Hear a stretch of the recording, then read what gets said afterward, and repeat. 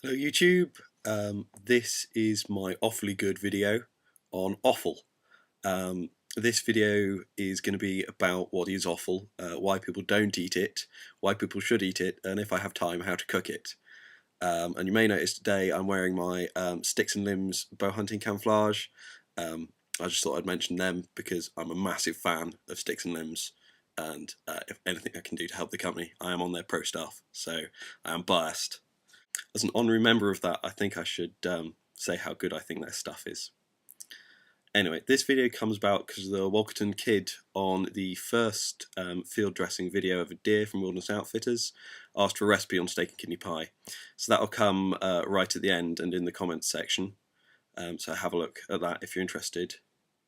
And he also asked me about haggis, and so I thought I'd share a story about haggis before I get on to some more awfully good stuff. I do apologise for the really awful pun, but I can't resist.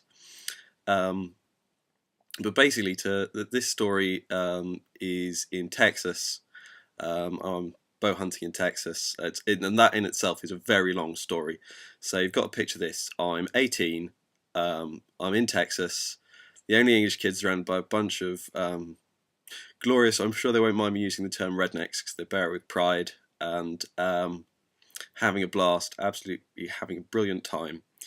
But we're butchering wild hog, and I'm there, and they get me to help out. I'll come on, this prissy Englishman will gross him out a bit with butchering a wild hog. So I had no problem at all with that growing up on a farm and working on the meat and fish counter in a supermarket. I have no problem at all. So there I am, holding one leg while they're sort of getting the power saw out, which I have to admit was the first time I've ever seen power tools used butchering an animal, but that's Texans for you.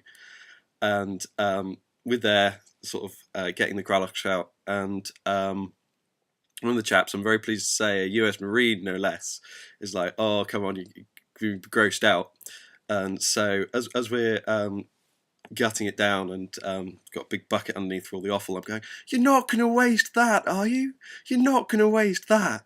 And I start pointing out all the bits as they plop out of the body cavity, that goes into food, that goes into food, that goes into food. Look, we can all grab all these and make a wonderful haggis. And when I finally explained what a haggis was, I managed to make the Marine feel ill. So that was one of my proudest moments. And haggis effectively is what we call the pluck, which is the heart, liver, and lungs or lights of usually a sheep, all mashed up with oats and barley, peppercorns, various spices depending who you do it with, fried onions, and then you put that all in the stomach of an animal and you boil it for about 3 hours.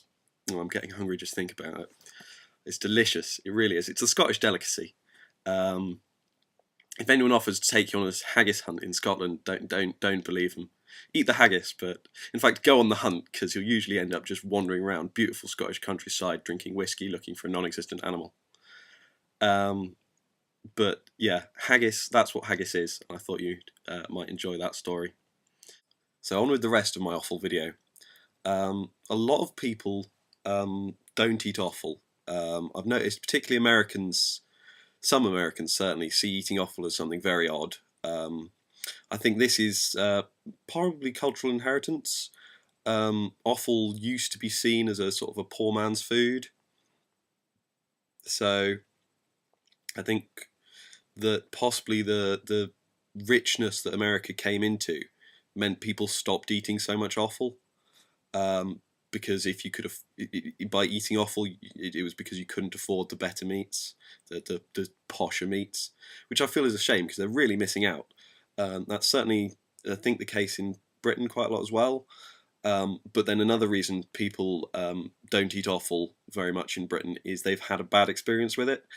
This is usually school dinners, some horrible mank liver with gravy and disgusting mashed potatoes served cold on your school dinner plate will certainly put you off offal. But that's really offal, really mistreated, and that's like not liking meat because you used to get the horrible school dinner greasy burgers that were mostly gristle and bone meal. And then there's some people who've just never really got the opportunity to try it because it's not something you see that much of in society. I mean, you do sometimes see it on supermarket shelves and stuff, but people don't generally go for it because they've never tried it and they don't know how to cook it. So hopefully this video will help out. Now some people do think offal's disgusting, but really when you think about what meat is, which is the muscles an animal uses to move around, eating the organs is not so bad. And part of me sort of subscribes to the whole use everything of an animal you kill. So I like to eat offal for many reasons, but partly it's the satisfaction of using everything I can, and partly because it's very tasty. And partly is, as I said before, it's regarded as a pauper's meat. Often offal is much cheaper. As a student on a budget and not having much budget for good quality meat, getting some nice fresh offal in is a really good deal. What I like is haggis, as I've mentioned. Liver, heart, kidneys are the ones I mainly go for because they're the easiest to prepare and they're the ones sort of I had mostly growing up. Important things with offal is it has to be fresh when you eat it. With meat, it's generally best hung for a while, but offal you really have to eat fresh. And now for hunters, this is great because you can get it really fresh, sort of within hours of the kill. But if you're buying it from a supermarket or a butcher's, you have to be a bit more careful.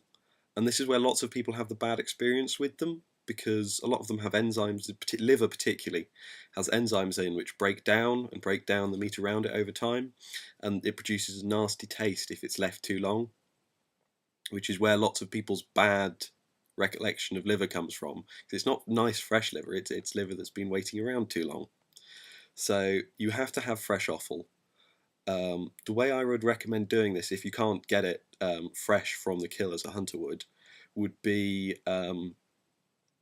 one, if you have a local butcher, going in and finding out what day they get their offal in and making that your offal day. If you are buying from a supermarket, the packaged stuff, I would always check and make sure you've got the stuff that's most recently been put on the shelf, not the stuff that's at the front, because what they do is they put the fresh stuff at the back to ensure that they get a good rotation of stock.